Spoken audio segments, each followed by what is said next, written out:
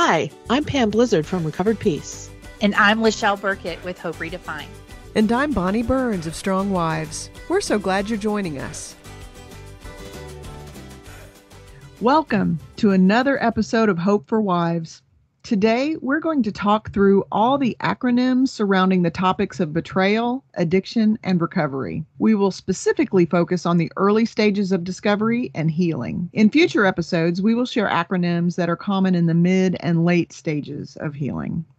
Yeah. So to get started, Lyschel, can you begin to share some of the acronyms connected with the betrayed person? Absolutely. If I'm honest, I'm really honored that I get to talk about the betrayed person, because I think as we were talking about this before we hit record, we don't often get to start with the betrayed person. And so I love that we get to give some terminologies and clarity around what a woman might be hearing. Maybe she's joined a Facebook group page. Maybe she's starting to reach out for support through her church or professionals. And so that was kind of the heart behind us wanting to give this podcast episode, was because we wanted to give you some words and things that we wanted you to make sure you're looking for when it comes to your personal care and personal support and recovery. So one of the first terms that I love to make sure that women understand is the term betrayal trauma. The reason that this term is so important is because there are some professionals who will work with a woman who's experienced infidelity in a relationship, and they work from a codependent model. So there are two standard models out there. There's others, there's variances, but I'm just going to bucket it into two. There's the codependency model, and then there's the betrayal trauma model. What that means is for what we traditionally do, and I think for the three of us, we move from a trauma model, which means that when we're working with an individual, we believe this person has experienced trauma. So the way that we do healing and recovery, the steps, the encouragement is all going to come through a lens of trauma versus a lens of codependency. So betrayal trauma is something that I think is important for you to know that, and as you're starting to Google, that's a word that can be a really good word to help explain what's going on for you. The next one is D-Day. D-Day is a slang term that can be kind of used interchangeably for Discovery Day or even Disclosure Day, which means this is the day that everything kind of hit the fan. Another way to say it. This is not necessarily Therapeutic Disclosure Day. I think, Bonny, you're going to talk about coupleship, and that might be in that terminology there, but this is not something that's associated with that. It's definitely your personal experience on the day that you kind of discovered or found out partial truth or the truth that really kind of derailed things. The next word we have on the list is safety. You're going to hear safety a lot, even in our podcast, the way we talk about supporting women. I put this on the list because I think that even in my own personal journey, when people would ask me the question, well, do you feel safe or are you safe? Safety for me was directly associated to physical safety. And so I would be like, was not hitting me. No, I mean, I'm safe. But really, when you hear the word safety in this context, what we're really referring to is physical, sexual, emotional, financial, and spiritual. We're looking to see if there's safety in all those different facets. So I really wanted to kind of just capitalize on that word, that term. Mm-hmm. Could I add that I also struggled with understanding safety, and for me it boiled down to when I felt uncomfortable about something, that discomfort with, say, he said a phrase to me that triggered me, that made me feel uncomfortable, that I wasn't safe. So I just wanted to share that if she has a hard time identifying what is safety, it's when you don't feel right, when it's uncomfortable, you don't like it. Well, and you kind of transitioned to the next word that I had on the list, which was triggers. Triggers are something that we experience and they're involuntary. So I think it's important, one, for us to know that triggers are involuntary, they happen. But triggers is another word that we'll use a lot in recovery language. I was triggered by that, or I'm creating boundaries to help me with triggers. I'm looking to put something in place to keep me safe, so I am not triggered.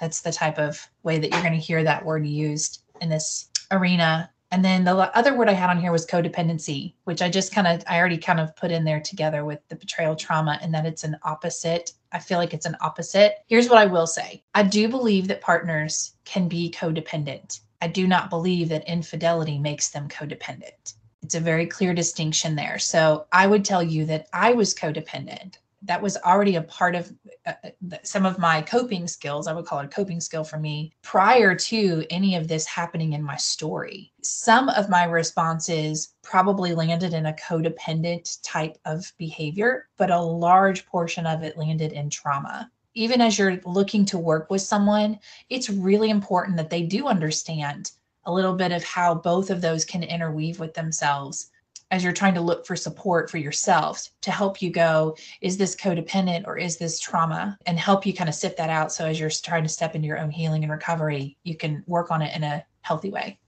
And can I just add about betrayal trauma? It is a true biophysical experience.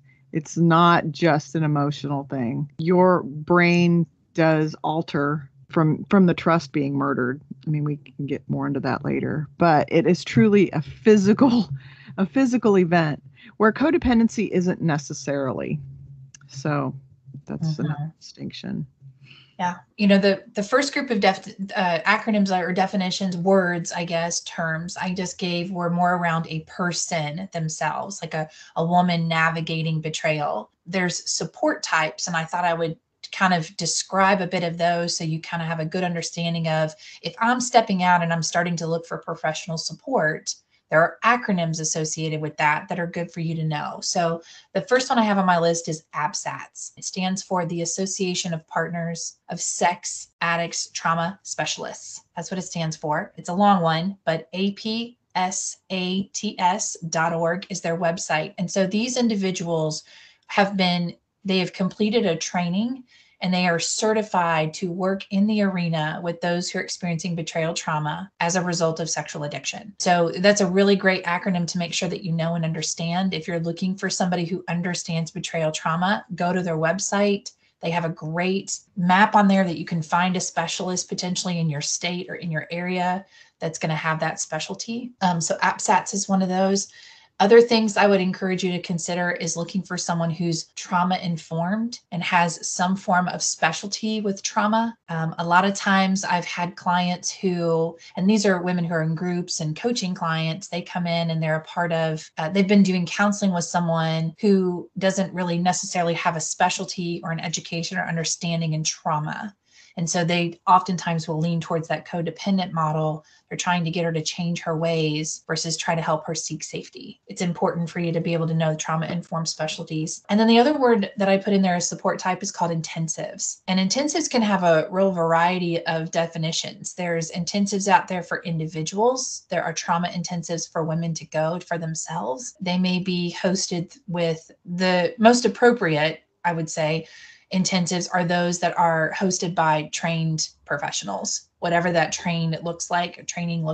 But you can do individual intensives, you can do couples intensives, so on and so forth. So those are some support types. Thank you, Lyschel. Those were descriptions that I wish I had known from day one.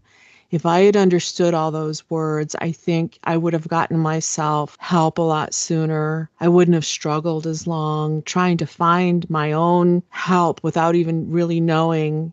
It's kind of like when you go to a dictionary, you have to know how to spell a word to look it up. I didn't even know what to Google or what to look up in the phone book. So thank you for sharing that. So we talked about APSATS and how they use the term sex addicts. That's kind of a term that covers a lot of different types of behaviors. Often we'll hear, rather than using labels like sex addict, we could say a sexually addicted person or a person with problematic sexual behavior. That could be porn use, masturbation, excessive masturbation.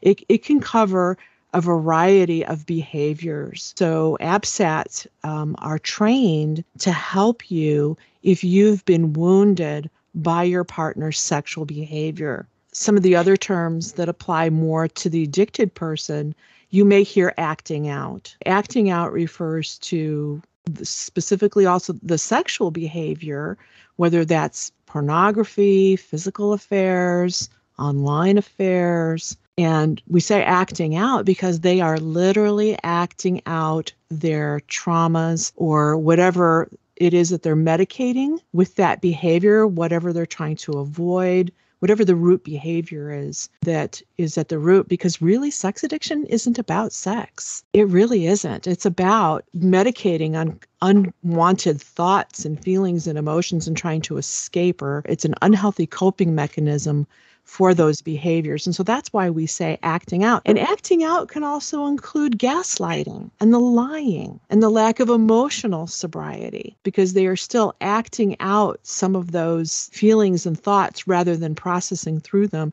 in a healthy way. Also, we talk about sobriety and recovery. And sobriety specifically means, let's talk about addiction in a general spectrum, someone who drinks or does drugs or has a process addiction, like a food addiction or gambling or sex addiction. Sobriety simply means not using sex to medicate. It is very different than recovery. Sobriety is necessary for recovery. Recovery is the actual work of digging into, what is it that I'm medicating?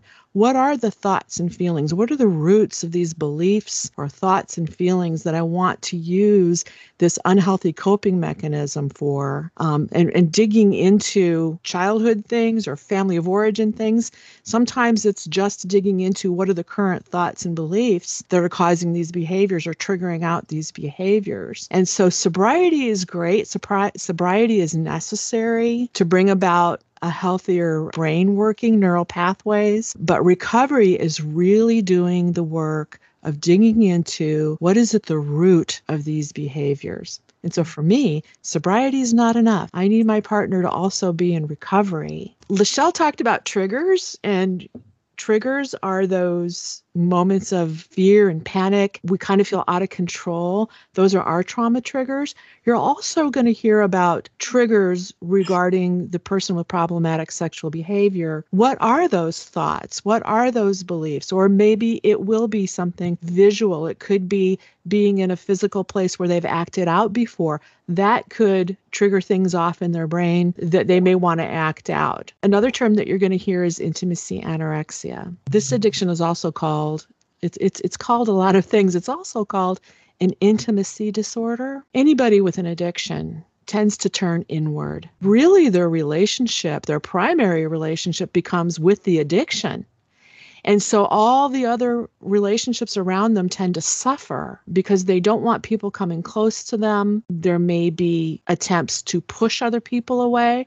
They don't want people to come close. There also may be attachment disorders that cause this behavior. So you may hear the term intimacy anorexia. And basically, we, the betrayed spouse, experience that as my partner's inability to share his own emotions, his own feelings, and he may not be able to tolerate my emotions. I may want to share with him at a very deep level something very painful. It may be about him, maybe not be about him, maybe about something completely unrelated. He may not have the capacity or the skills to tolerate any kind of emotions. He can't tolerate his own emotions. He's not going to be able to tolerate mine. So that's a term that we hear out there, intimacy anorexia. You may also hear about sexual anorexia. And sexual anorexia is way, way too common for betrayed spouses. It's the experience of us not being sexual with our partner. Our partner doesn't want to be sexually intimate with us. And again, this is not about sex.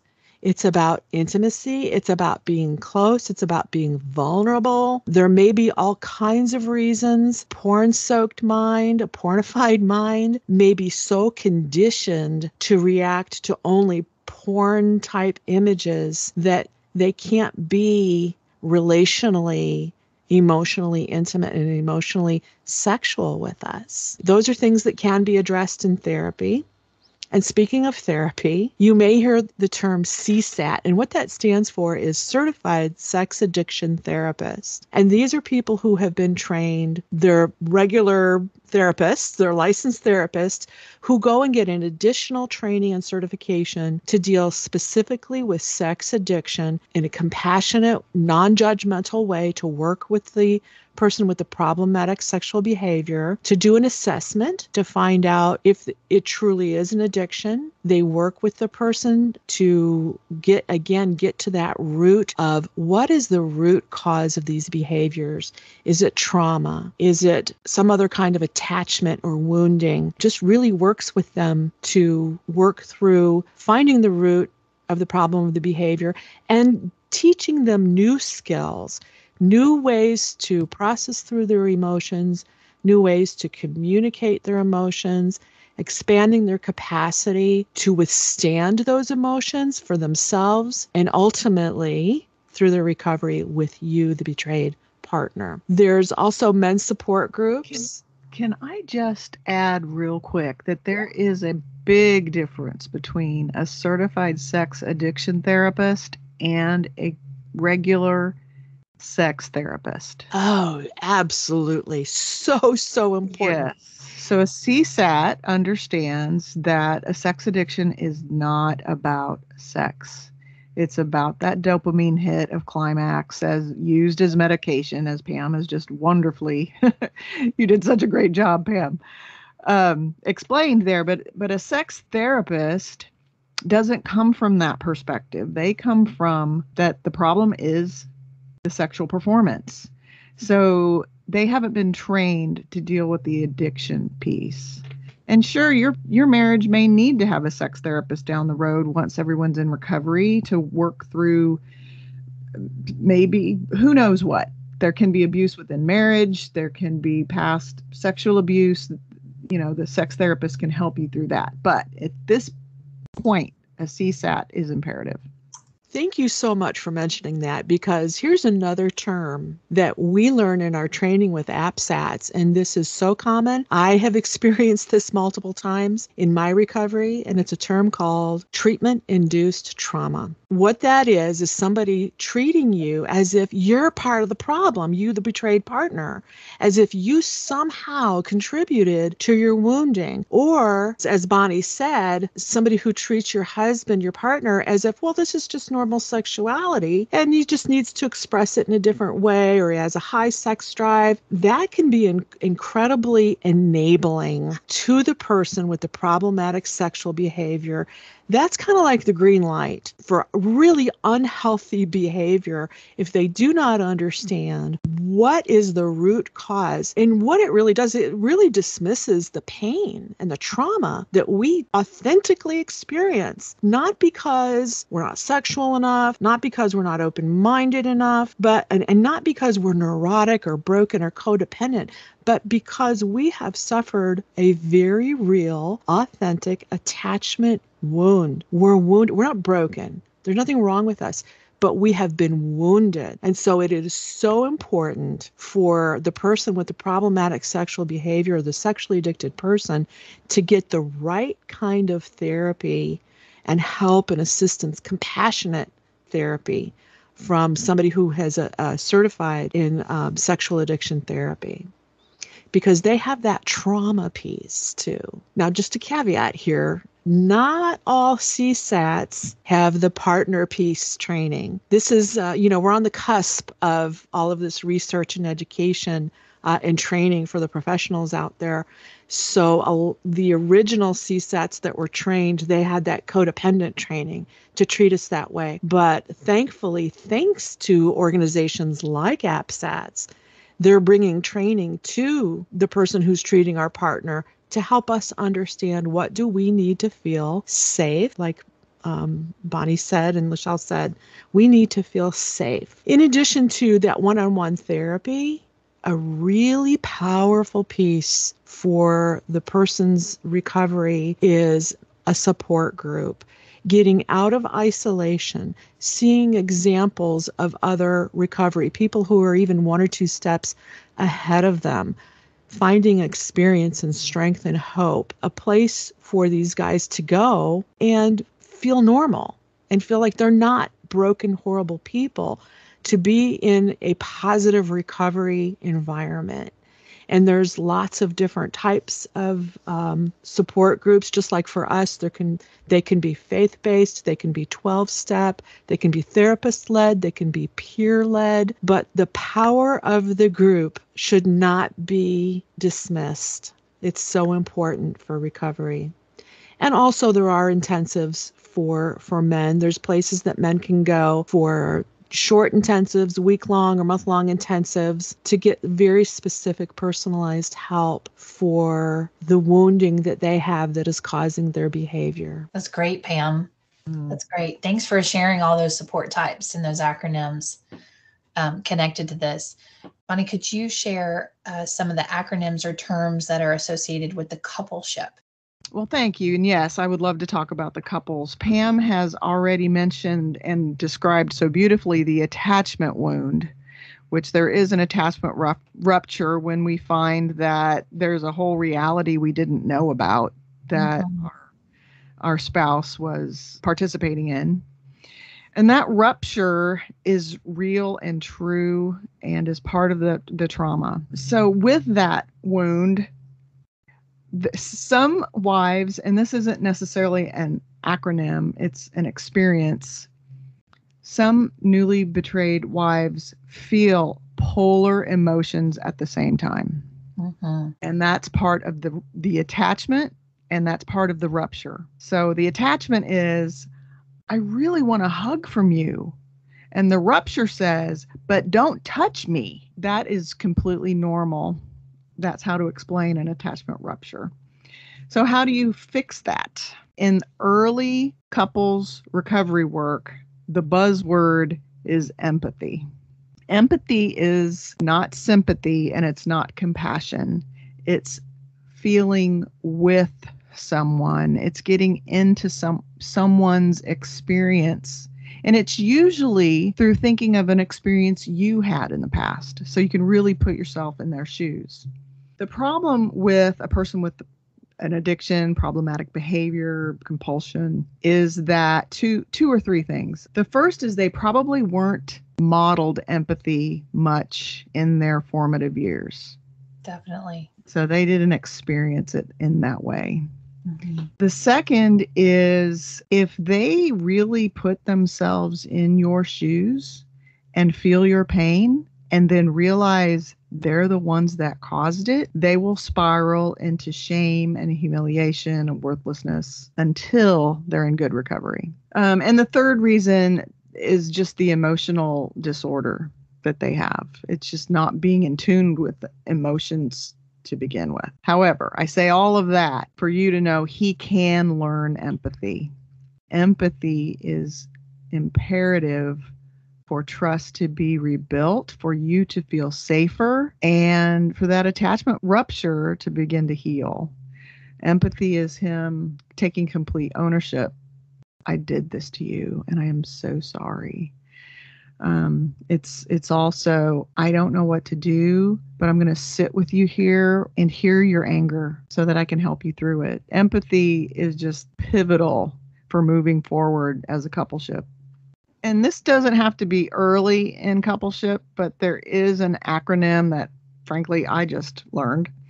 And that's SBTX, which is the soon-to-be X. Since I'm talking coupleship, that's not really the goal, but we will acknowledge some marriages, some relationships do not survive. It's unfortunate, but it's a reality. So the APSATS model there's three phases. There's the safety and stability, then grief and mourning, and then you finally move into post-traumatic growth. And you can bounce back and forth between all of those. But to kind of move from the safety and stability to grief and mourning, something called a therapeutic full disclosure is the next stepping stone. That is where the husband or the person with the addiction writes a complete account of their acting out behaviors. But however, the betrayed partner has a lot of input into this because ultimately this will give her reality. She will finally see the pieces of her entire life. This helps her find safety and stability in finally knowing the truth.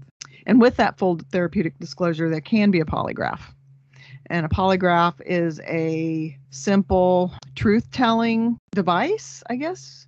It assesses by skin sensitivity and heart rate and some other things whether the person is having a stress reaction when they state their answer to a question. So if they're lying, the stress reaction goes high and the device picks up that they're lying. So a polygraph goes along with the full disclosure because it will either prove or disprove the truthfulness of it or the completeness of it if there's been an omission. Can I just add my own experience with empathy?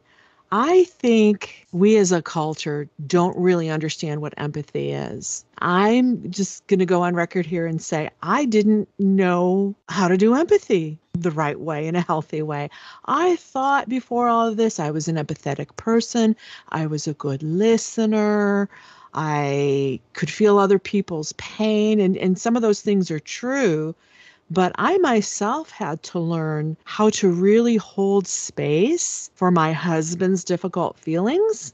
The reason I say this is because I don't think it's specific just to sexually addicted people. I think that because I was able to dig in and learn more about empathy and how to really hold space for another person's feelings and how to really own, like, for example, with my son, my teenage son, where I may have contributed to some of his disappointments, to really be able to own that and stand in that space.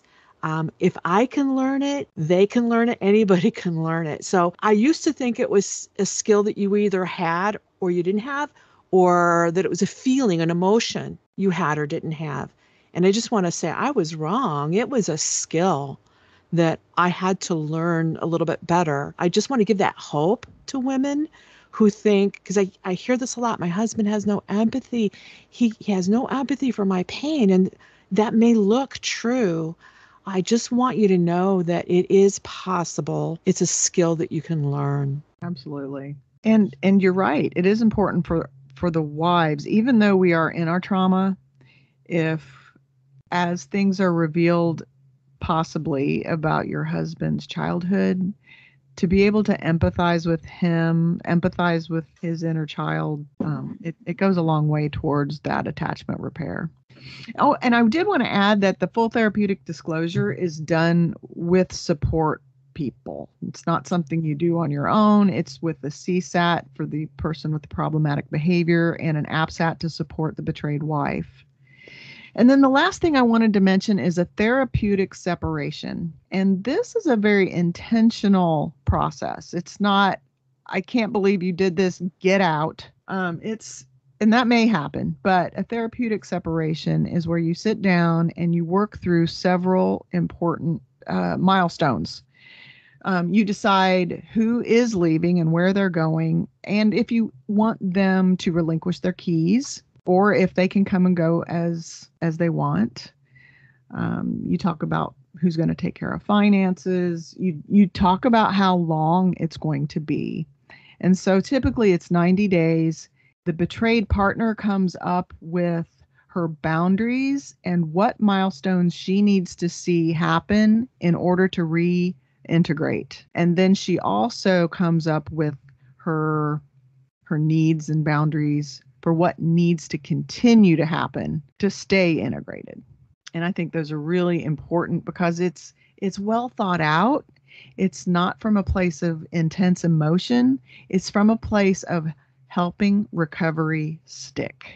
Can I just say that therapeutic separation saved my sanity and it saved our relationship? And I know that personally, it felt so counterintuitive to take space from my husband because the very act of betrayal was the acknowledgement that he wasn't all in the relationship. And it felt like he was moving away. And so my impulse was to no, come closer, come back, come closer to me. And we were just both in such a heightened state of anxiety over discovery. Therapeutic separation allowed me the space to walk around my house and cry and sob without that triggering him, because that would definitely trigger my husband. It allowed him to spend some alone time, and my husband would say to sit in his swill. He needed to sit in the devastation and the acknowledgement and get out of denial about what his behavior had done to our family and to our marriage. He needed to sit with that and take responsibility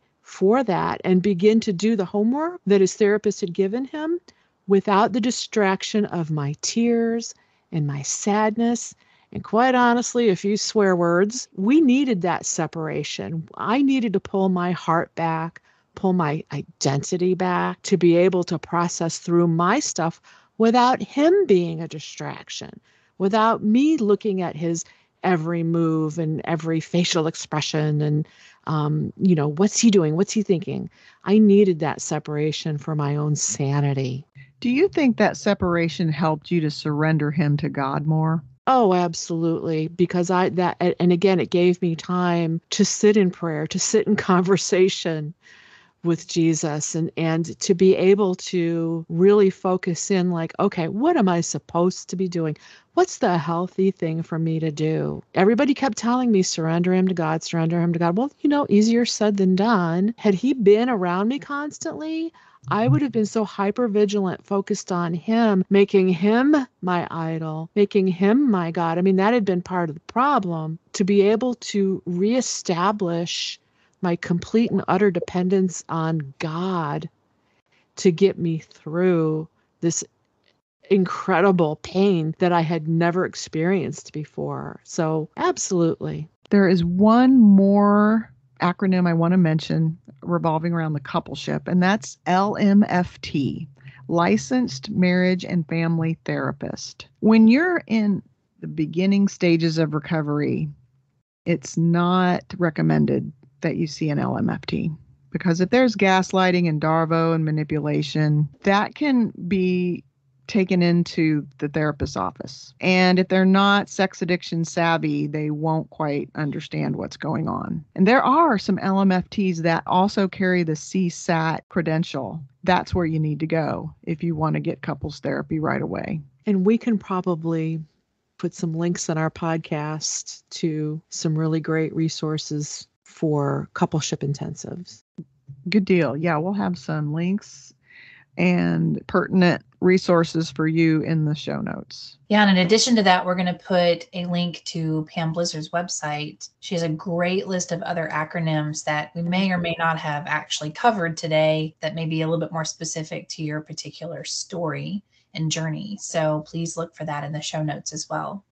I think the hope that I would love the listeners to have as they step away from this particular episode is that knowledge is power. Knowledge is going to help strengthen you. It's going to help empower you. It's going to be able to help you to ask for what you need. And so that was one of the heart desires behind doing this episode, was to help educate in these acronyms, terms, things like that. The other side of this, though, is that it's also the empowering part is that it lets us also go back and start to surrender a lot of these things to the Lord. If I'm really honest, I didn't know a lot of these acronyms when I started, but I know that I have had women who have come to me and said, I was praying for someone who understood betrayal trauma. And then I was Google searching and I found your website, or I was praying for this. And it's like, I think for us, that's even a more specific way for us to continue to use prayer in our journey of healing, is to be able to have this understanding and knowledge, or I understand what's happening with me right now. And what I'm actually experiencing is gaslighting and abuse in my marriage. And I need professionals to support me in that. But I also need a savior who's going to come in and do change,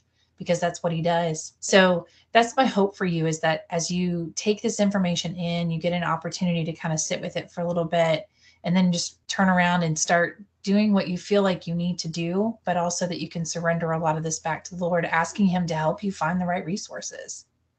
So thank you for joining us today.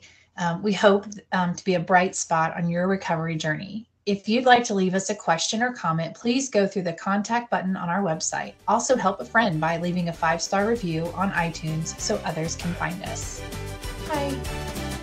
Bye. Bye.